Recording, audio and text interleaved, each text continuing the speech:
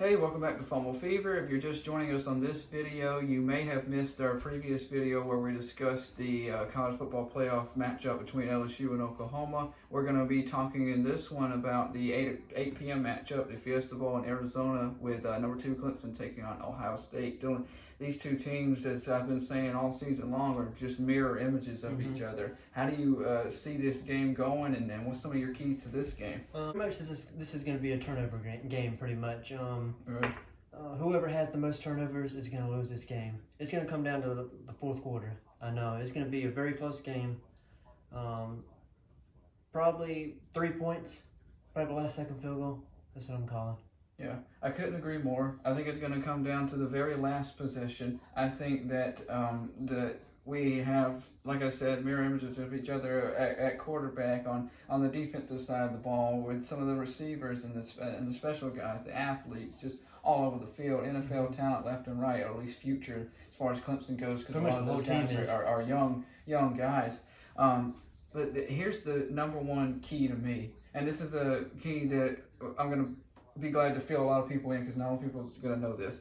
And for Clemson, their key to their entire game and their entire game plan has got to be Brandon Galloway. If you don't know that name, you're going to have to write that down, because he has not played this entire season, because going back to last season, he was one of the guys, him along with Dexter Lawrence, that had oxygen in their system and was suspended for the entire year. Dexter Lawrence, of course, went to the NFL. Brandon Galloway had to be suspended, but he was still with the team, still working out at each one of these practices, and he is a phenomenal tight end that's going to give Clemson the edge over the middle to get some of those quick passes out over the middle and get their offense going. Take what Ohio State gives you. Don't try fancy cute. Don't try to do some of those long bombs like you've been doing so far this year, because it's not going to work. Trevor Lawrence is going to have to get the ball out quickly. And if Trevor Lawrence can recognize some of the blitzes that Chase Young is bringing off of the edge, you got to triple team him pretty much the whole game. Well, double, triple team him. Either double, triple team him, or if he is flying to the handle right at Trevor Lawrence, dump it off to Brandon Galloway over the middle, and watch how big of a difference that makes for Clemson, as they're methodically just moving the ball down the field all the way. By the time Ohio State is finally able to recognize that, switch up their defensive scheme and the way that they bring Chase Young after him, they might end up having him spy, or having another linebacker or somebody spy on the quarterback and hang out in the middle there. Then that's when Clemson has the opportunity to go right back to what they've been doing all year, hit up T. Higgins, hit up Justin Ross, and go deep like that, and even work in ETN at that point, and go back to their normal offense, and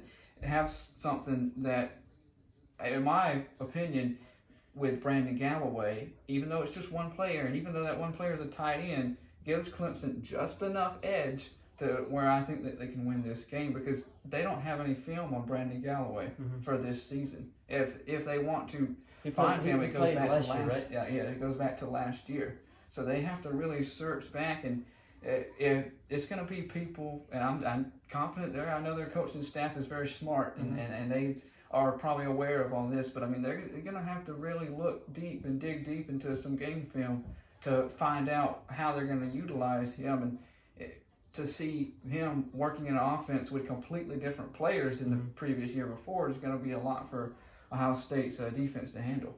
Yeah, I definitely don't think they're going to be able to handle Chase Young, though. He's just too much. Yeah, they're not gonna stop him, and they're really not gonna slow him down that much. And that's basically why, like I said, they're going to utilize Brandon Galloway, because they're just not going to stop Chase Young, a guy that just finished, I think, third place in the Heisman race. So, if he didn't get suspended, he might have won it.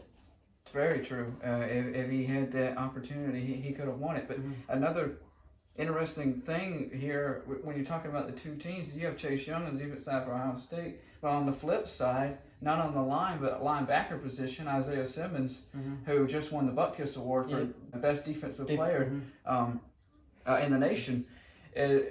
is outstanding as well, and he's going to go at the very top of the draft. And he is one of those type of guys that can both cover and rush. Mm-hmm. So if he's going to have his eyes on Justin Fields, going to have his eyes set on him and try to figure out how to scheme around him and figure all that out offensively for the Buckeyes. So basically, like you said, though, this game, it's going to come down to the little things. It could come down to turnovers. It could come down to special teams.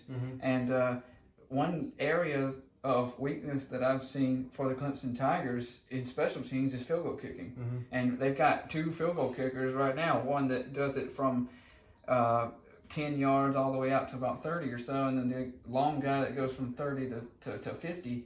And both of them are extremely inconsistent and could miss a field goal at any time. That could end up being a key difference. Or, I mean, there's a lot of little things that could end up coming into play here. Yes, I agree. Yeah. Yeah, I mean, I really haven't seen much on their field goal kickers, but I'm going to take your word for that. You should trust me. It's been a nightmare at times, and Dabo has been very hard on Clemson's field goal kicker, especially about midway through the season. I remember he missed a couple of field goals. He pulled him. Almost had him on the face. I mean, he was chewing him out. I believe I interviewed Dabo after that game, and I think the biggest thing Dabo was angry about was not so much that he missed the field goal, but the fact that he said that his head wasn't in the game for whatever reason. He was just not focused. But he's had some issues, and Clemson throughout their history have issues. Bad field goals. Have had bad field goal kickers. They are, quick side note, getting a field goal kicker that's coming in. He's going to be playing soccer, and he's going to be playing soccer and football at the same time for Clemson, and they're expecting him to be able to kick from almost 60 plus yards. The only problem with that is I remember one time in the mid-2000s, I believe they had a kicker that played soccer and football at the same time, because, those two sports coincide in the same seasons. I remember him coming into games and just being completely worn out. As good as a field goal kicker as he was just too tired to kick anymore. So I'm worried about that aspect of it, but we'll see how that goes into the past. Either way, I believe in him. You believe it? I'm glad. I'm glad. I hope to be able to believe in him too. But that's coming up in the future for the Tigers. It could be a game. Is that next year? Yeah, it is next year. So it could be something that they could hopefully have to look forward to, and an area of improvement. It's hard to think about certain teams when you think about some of these top teams now, like Clemson, like Ohio State, like LSU and Oklahoma. It's hard to improve. Yeah, to improve, but it really is those little areas, and it's those little tiny attention to detail areas that is going to sway one of these two teams over the other. So who has the better defense, you think? Clemson or Ohio State? The interesting thing to me is that I believe that Ohio State has better individual defensive players than Clemson does, but I believe that Clemson has a better overall team defense. And I believe the stats prove that they've been number one overall throughout the entire year, which is even more crazy to me to think about, because coming into this year, Clemson's supposed to be their weakness, is supposed to be defense. It actually being one of their strengths, and I think that's what's pretty amazing. They lost at least half their team to the NFL, didn't they? Yes, on that side of the ball. They did. They absolutely did on the defensive side of the ball, and they reloaded like magic. I mean, these guys just keep coming through for them. So that's what happens when you win, though. That is what happens when you're a winning program and you've started to build a dynasty, and it's continuing to become that. Win or lose, they're still set for many years to come. So you think it's a dynasty? I think you can officially start calling it a dynasty now, especially if they was to win this national championship. Yes, I agree with that. That would be 3 out of the last 4. I mean, that would be unheard of, absolutely unheard of. And back-to-back, only 3 other teams have ever won it outright back-to-back. There's been times where there's been teams like USC that they had a tiebreaker, and it was like back-to-back years, and one of those was because they tied with another team, but it was only, I believe, Nebraska in the 90s, Alabama in the early, I want to say 2000s, and another team, I think Minnesota, if you go way back to like the 1930s, that's ever done that before. So that would be incredible. And FPI actually has Ohio State favored in this game. I believe a 54% chance to win. A lot of people leaning towards Ohio State in this game, and I think most of that is due just because of how Trevor Lawrence and Clemson looked at the very beginning of the season. But the way they played down the stretch has improved phenomenally. And believe it or not, people are talking about him regressing, but I don't think he's regressed at all. I don't see that Yeah, at I don't all. see it at all. In fact, if you ask Dapo, he thinks he's better this year than he was last year. And an even more interesting fact is that this year's Clemson team would be favored by 7 points over last year's national championship team. So that's really interesting.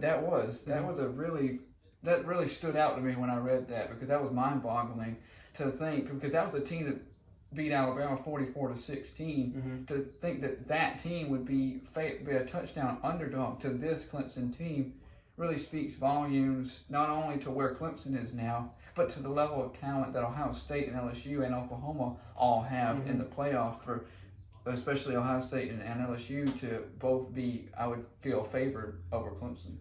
So we'll see how this game goes. We'll see how the other game goes, and I can't wait to bring another video within the next week when we're talking about the national championship game. Which game are you looking forward to most? I'm looking forward to most the Clemson and Ohio State game, just because of it's going to be, I believe, so good of a game, just an amazing game to watch, and I think the best bowl game on this year. Yep, I agree. But I am looking forward a lot to LSU and Oklahoma, because there's a lot of interesting last chance to watch Joe Burrow before he goes to the NFL.